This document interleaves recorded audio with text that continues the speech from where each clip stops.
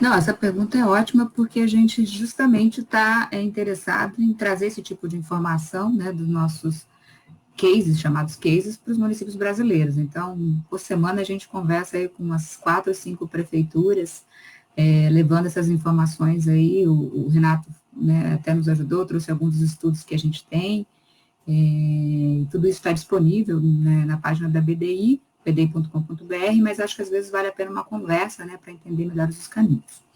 Em relação à implementação de algum desses cases, né, a nossa estratégia até 2020 foi de implementá-los em parceria com institutos, né, o próprio PTI, por exemplo, com recursos de ambos, e esse ano nós passamos por uma segunda fase, que é a fase de escalar isso com potenciais parceiros. Então, a Sudene apresentou o caso de Campina Grande, né, com recursos da Sudene, então a BDI está executando esse projeto em Campina Grande. Nós temos também esse ano algumas emendas parlamentares que foram destinadas para a agência, então o pessoal ficou interessado e a gente conseguiu já está em fases aí de formalizar esses projetos por meio de emendas parlamentares, então a gente também tem essa possibilidade, e também um atendimento direto à prefeitura, algum tipo de instrumento, algum contrato, alguma coisa. A BDI não tem recursos esse ano para implementação, então a gente, no nosso planejamento, a ideia foi, de fato, fazer os cases, gerar informação, e a gente pudesse fazer essa ampliação por meio de parceiros. E, por exemplo, o PTI pode está fazendo lá nos municípios da região, então a gente consegue identificar parceiros regionais ou nacionais para fazer isso, e a gente está aberto a todo tipo de discussão. Obrigado, Vanete. Tem algum canal institucional de comunicação direta? Você sugere algum canal que seja mais estratégico? Eu acho que a gente já criou aqui, né, um momento mais próximo, deixei no final da minha apresentação meu e-mail, é Vandete, VANDETE, que é um pouquinho diferente, .mendonca, né, de Mendonça, @bdi.com.br, só enviar um e-mail para a gente que a gente conversa. Obrigado, Vandete. Bom, tem uma outra questão, e aí ela é um pouco mais direcionada ao professor Francisco, né, baseado no que ele nos trouxe como informação, mas todos e todas sintam-se à vontade para se manifestar. Professor Francisco, a pandemia nos trouxe um desafio muito grande no campo da educação, né, que são as aulas, né, em formato remoto, né, online. Ontem mesmo nós tivemos o depoimento de um colega de trabalho que também é professor, eu também sou professor, passo um pouco por essa questão, de alguns professores que têm se recusado a dar aula caso os alunos não tenham uma determinada qualidade na internet, né, na conexão.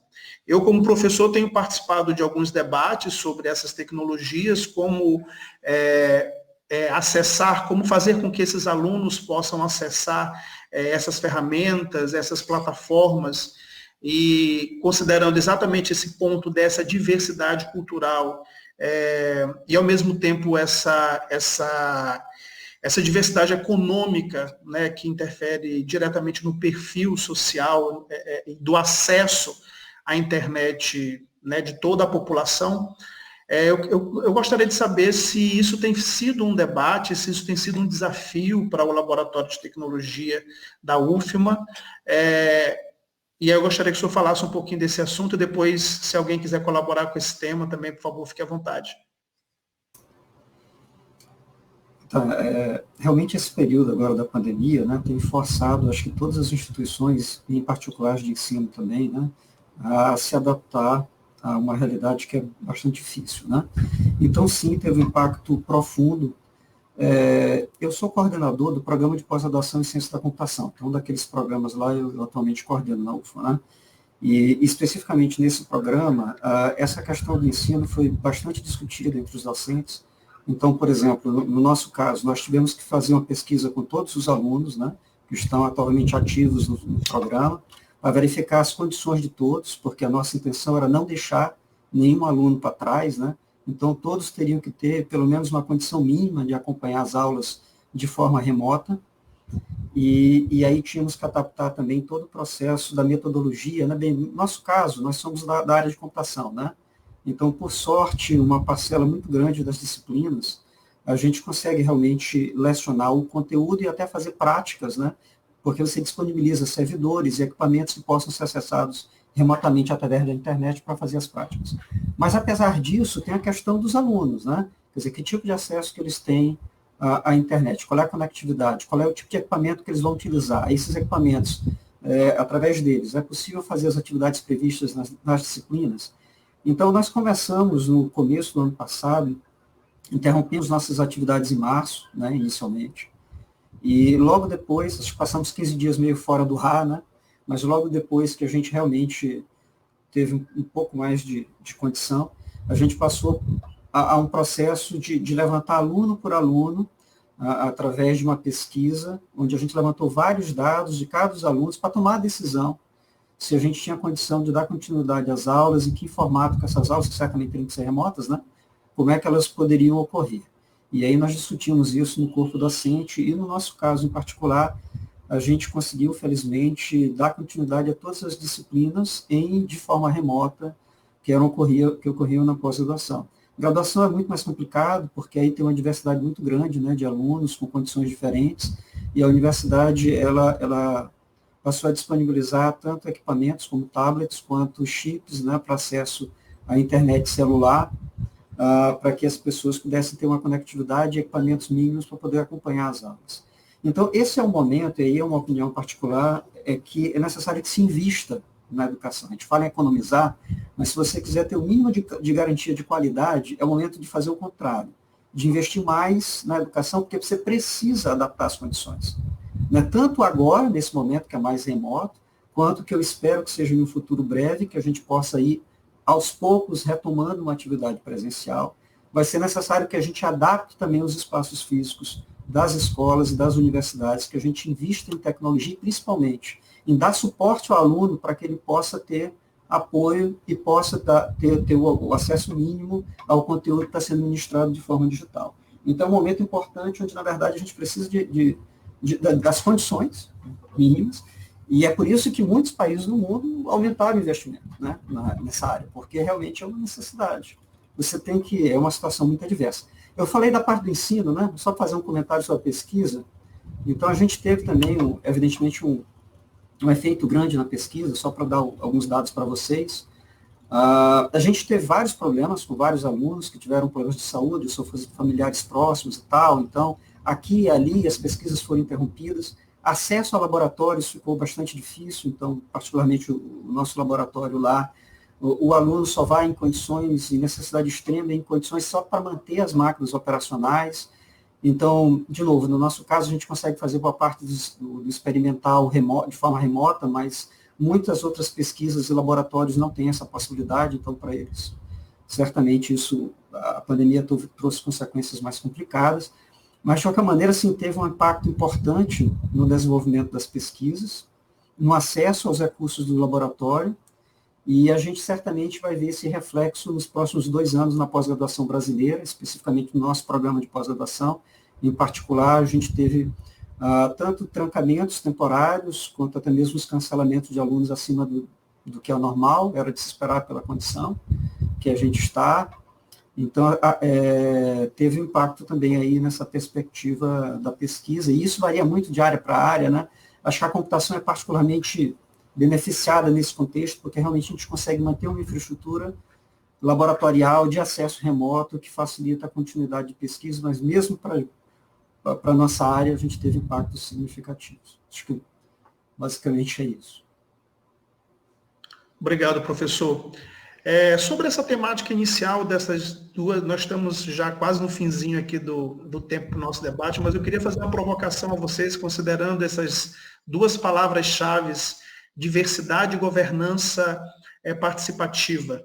Né? Eu acho que o exemplo que nós trouxemos para o professor Francisco fala muito dessa diversidade. Né? Quando a gente fala em diversidade cultural, a gente não está falando apenas no ponto de vista das manifestações culturais, mas cultura como costume, né? como uma vertente social, na verdade. E São Luís, particularmente, aqui, nós na CEMISP, eu e a Patrícia, a gente tem um diálogo constante sobre como olhar para uma São Luís inteligente, considerando todas as vocações da cidade. Nós somos uma cidade patrimônio da humanidade, né? Então o patrimônio cultural está presente no dia a dia e no cotidiano da gente. Então, olhar para essa tecnologia social, olhar para essa inovação social de setores como comunidades tradicionais, como periferia, onde existe uma produção de saberes, né, e de tecnologias que tem a ver com as pessoas, com as memórias e com as histórias delas. Isso para a gente tem sido um desafio muito grande. E o outro desafio tem a ver com essa governança participativa, né, já que eu particularmente tenho a opinião de que o processo colaborativo ele se esvaziou ao longo dos tempos, né? Nós criamos processos de trabalho muito unilaterais e muito isolados, né, e cooperar, e a pandemia tem nos trazido esse desafio de olhar o processo colaborativo como uma estratégia diante da escassez de recursos. Né? Então, eu gostaria de saber de vocês, quem quiser se manifestar, como aspectos dessa diversidade cultural e como aspectos dessa governança participativa têm impactado diretamente na prospecção e na gestão dos projetos em que vocês, particularmente as instituições que vocês representam, têm visto a partir desses dois tópicos.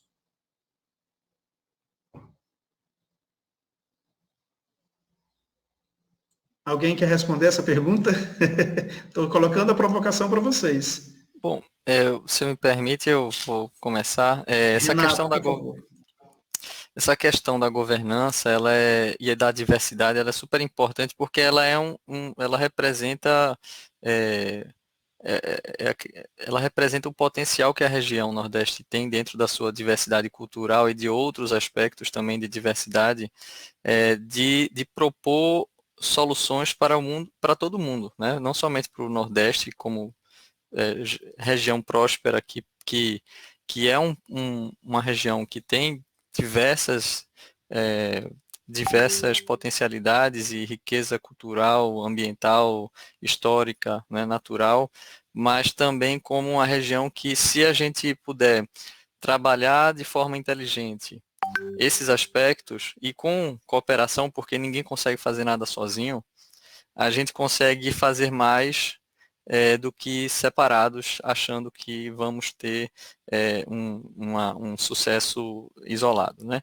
Então, o que eu acho que a gente está tendo agora nessa discussão, né, nessa oficina, é exatamente essa constatação de que como importante é as instituições trabalharem cooperando em conjunto, compartilharem suas agendas umas com as outras e criarem uma agenda comum em que as capacidades institucionais, não somente o orçamento, né, porque a gente sabe que o orçamento sempre diminui, mas às vezes é a questão da capacidade institucional, né, do capital intelectual que está depositado ali naquela instituição e da capacidade de que soluções, e assim, eu fico impressionado porque o que já acontece de forma muito natural nas ciências da computação, na ciência da computação, né, na parte de desenvolvimento de TI, né, e nos polos no ecossistema de inovação associado à TIC, né, que o compartilhamento de ideias gera projetos que propõem soluções diversas, soluções não antes pensadas por pequenos grupos, né, e que são viáveis no curto prazo, né, porque também a gente tem uma dificuldade de timing, né, assim, não adianta a gente passar 5 anos desenvolvendo um projeto que talvez ele chegue muito tarde, né, e a vacina é o exemplo disso. Não adianta a gente passar 5 anos desenvolvendo uma vacina porque vai estar todo mundo morto já. Então, é aquela coisa, o que foi que a cooperação internacional, acadêmica, científica fez para desenvolver uma vacina de forma recorde, né? Foi compartilhamento de dados, né, compartilhamento de resultados e pesquisa, uma cadeia de comunicação e compartilhamento de capacidades entre laboratórios, até de maquinário, né? Eu não tenho essa máquina, mas você tem, eu não tenho esse instrumental, mas você tem. Compartilhamento de visão de competências de forma racional, otimizada e abertura, né? Então, assim, uma economia aberta, criativa, de compartilhamento, ela produz soluções no tempo que a sociedade precisa. Porque também, se demorar muito, a gente é um prejuízo muito grande para a sociedade você ter processos lentos que poderiam ser agilizados, né? Então, eu acho que esse ponto é super importante e é uma construção diária, né? A governança ela tem que ser reafirmada todo dia porque as cadeias de relacionamento elas se perpetuam quando os atores eles mantêm a disposição de interagir entre eles de forma construtiva, né? Se houver, tanto é que quando ocorre mudança de atores, a gente às vezes perde a capacidade de interação entre essas redes de cooperação e isso tem que ser reforçado o tempo todo, né? A governança como algo, um valor aí e algo a ser cultivado, né? Obrigado, Renato. Bom, gente, infelizmente nós vamos ter que encerrar essa primeira etapa do bloco em função do tempo, porque agora nós vamos vir com soluções para cidades inteligentes, mas lembrando que logo no final nós vamos ter uma tela ao vivo, né, uma plataforma ao vivo onde a gente pode se encontrar e fazer conexões e ampliar esse debate. Mais uma vez, muito obrigado, Renata, professor Francisco, Valdene, Patrícia, né? Vandete, desculpa, Patrícia, nós nos despedimos aqui agora para que a gente possa, então, dar continuidade à nossa programação. Mais uma vez, muito obrigado. Obrigada a todos.